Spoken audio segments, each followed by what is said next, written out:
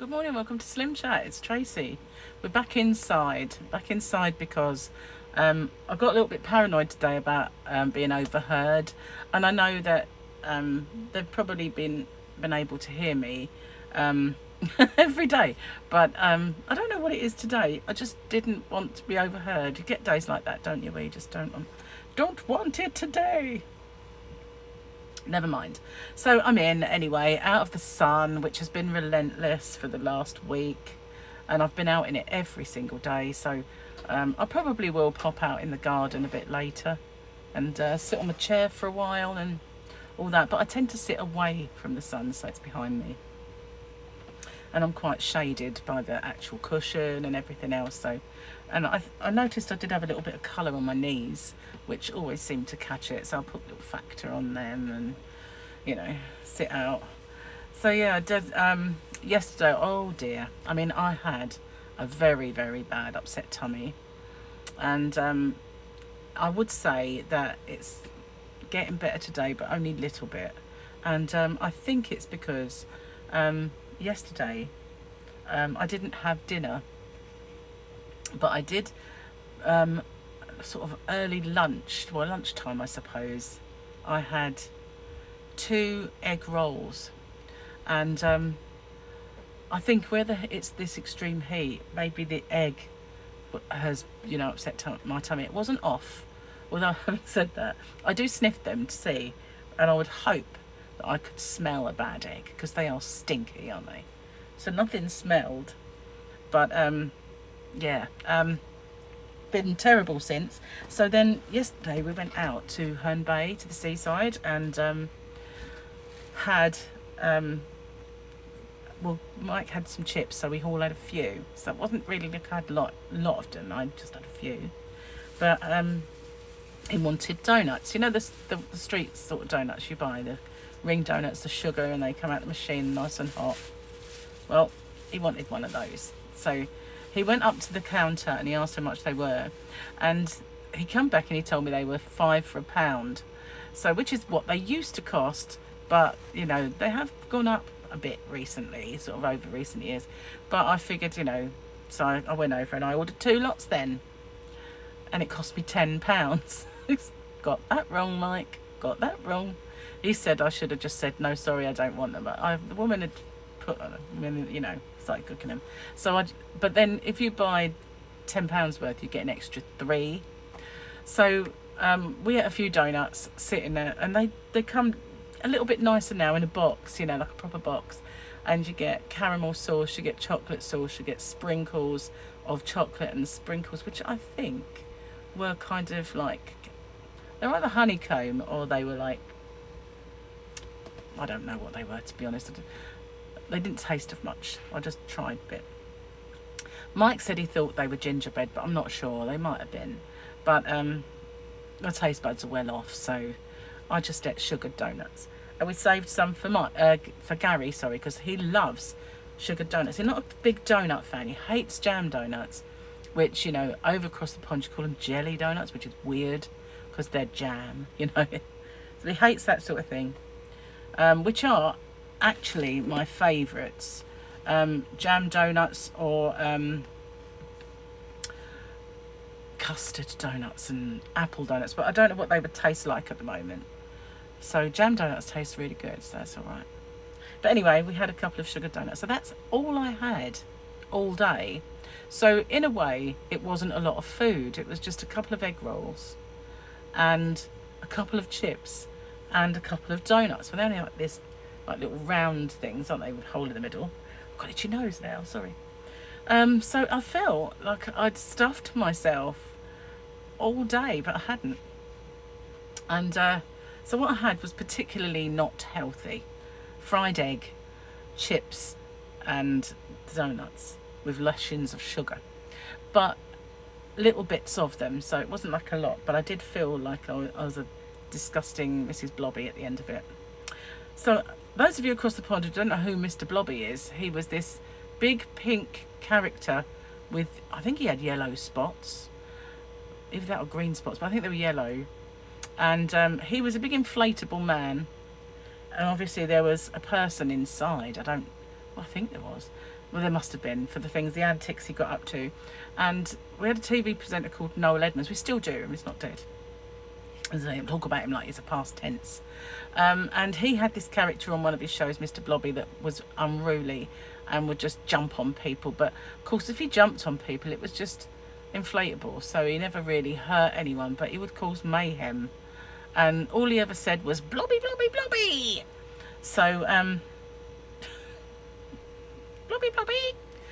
So, you know, whenever I feel a bit too large, I always think I look like Mrs. Blobby. And I have the spots, you know, freckles. Clarify the fact that not spots. So, yesterday's movie quote of the day. "He's not the Messiah. He's a very naughty boy." Which normally sounds better when I don't have a sore throat. Stumped a few people. I can't believe that. Life of Brian.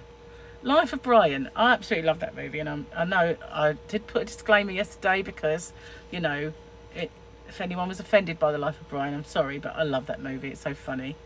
And it was it was Terry Jones, Life of Brian. Margaret Webby got it. I really must learn to write better. Teresa Settersfield, Nana Kathleen's husband got it.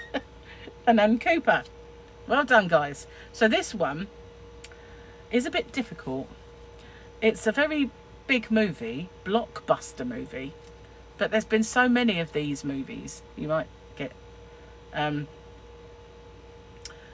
don't blend in at a family picnic. It's so hard, in fact. I'm going to give you an easy one as well. I don't blend in at a family picnic. Just tell me the movie and the character, and that should be fairly easy. So let's have a really, really stupidly easy one, shall we? Did I do To Infinity and Beyond? I don't think I did. So we'll have that one, because that is just so easy. But if you can get the hard one, kudos. Kudos. Yeehaw. So yeah, today I had no idea what I'm going to eat. I'm going to probably have something that's really mild and bland, settle the stomach a little bit. It's not so bad this morning, but you know, it doesn't need anything that's going to make it dodgy, and it's probably unsettled enough because hospital tomorrow. Speak to my surgeon.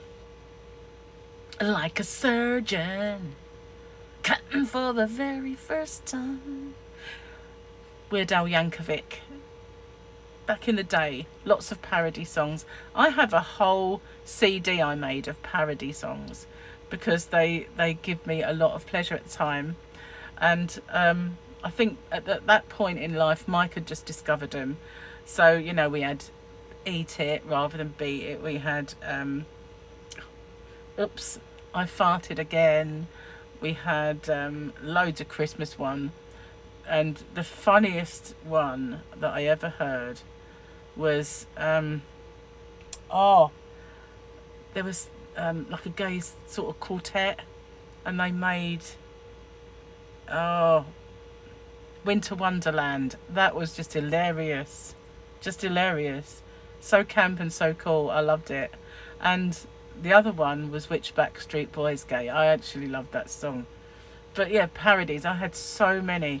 And I had a whole album. And what I used to do when I was working at the ambulance service, to my friends, I used to write their Christmas card and I'd put the parody CD in.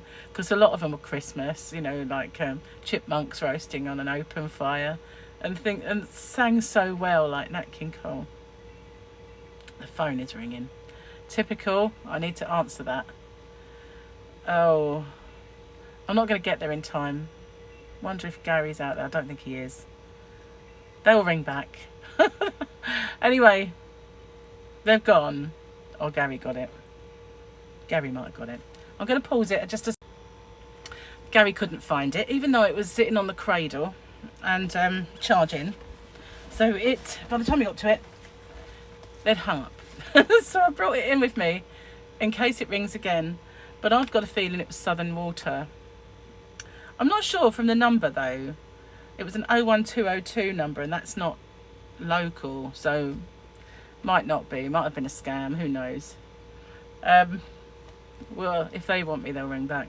But I reported the water leak out the back garden because it's coming from either next door or a holiday camp. And my next door neighbour passed away, and his son says it's not coming from there because the water tap that he's got in the garden is a long way from where the water is. But last time we had the leak, it came from his tap.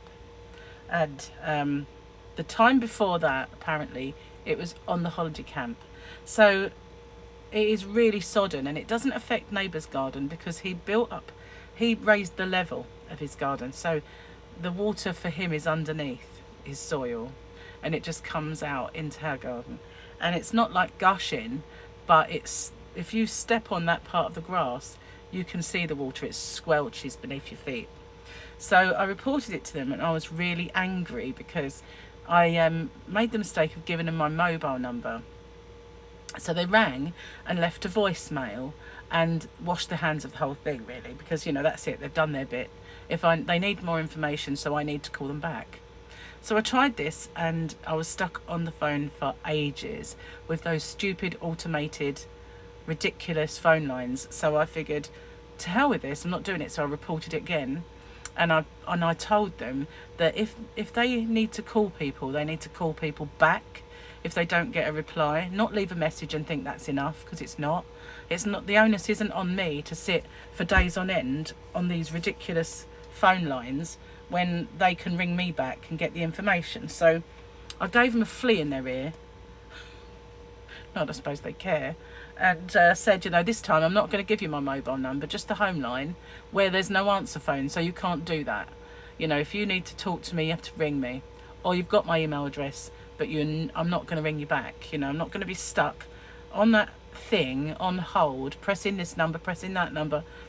You know, life's too short for that. It's really ridiculous situation we've got with phones these days.